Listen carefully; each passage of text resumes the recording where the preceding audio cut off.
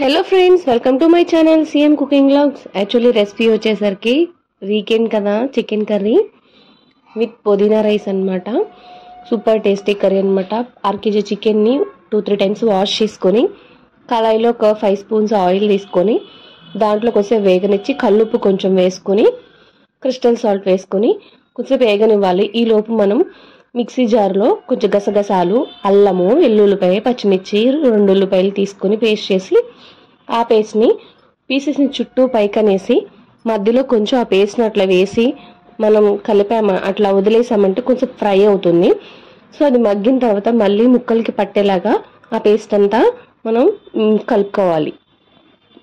అలా కలుపుకున్న తర్వాత కొంచెం పచ్చివాసన పోయేంత వరకు మగ్గనిచ్చాలి।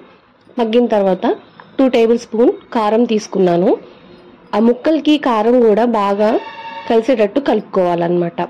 సో కొద్దిసేపు పచ్చివాసన పోయేంత వరకు ఆ ముక్కలకి అంటే కారం పచ్చివాసన పోయేంత వరకు మనం కలుపుకోవాలి।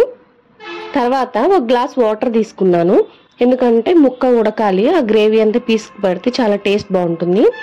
సో అట్లా వాటర్ పోసిన తర్వాత కూడా ఒక 5 మినిట్స్ 10 మినిట్స్ అట్లా ఉడకనిస్తే అప్పుడు పచ్చివాసన అంతా పోయి చక్కగా మంచిగా ఉడికి ముక్కకు అనేది టేస్ట్ బాగుంటుంది। అలాగే ఇట్లా ఉడికేటప్పుడు కొంచెం కొత్తిమీర వేసామనుకో, ఆ ఉడికేటప్పుడు ఆ ఫ్లేవర్ అనేది పీసెస్కి బట్టి టేస్ట్ కూడా సూపర్ ఉంటుంది। సో అట్లా కలుపుకొని అట్లా చేసుకున్న తర్వాత అట్లా ఒక 5 మినిట్స్ వదిలేయాలి।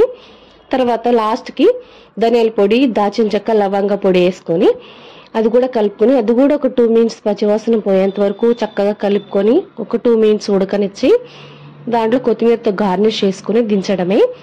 టేస్ట్ అయితే సూపర్ ఉంది। ఇది మా అత్తమ్మ స్టైల్ అన్నమాట, నేను చేశాను। సో సూపర్ ఉందన్నమాట పుదీనా రైస్లోకి, చాలా టేస్ట్ బాగుంది। మీరు కూడా చూసి నేర్చుకుని ట్రై చేయండి, కామెంట్ బాక్స్లో కామెంట్ చేయండి ఎలా ఉందో। నా ఛానల్ని సబ్స్క్రైబ్ చేయండి, షేర్ చేయండి, లైక్ చేయండి।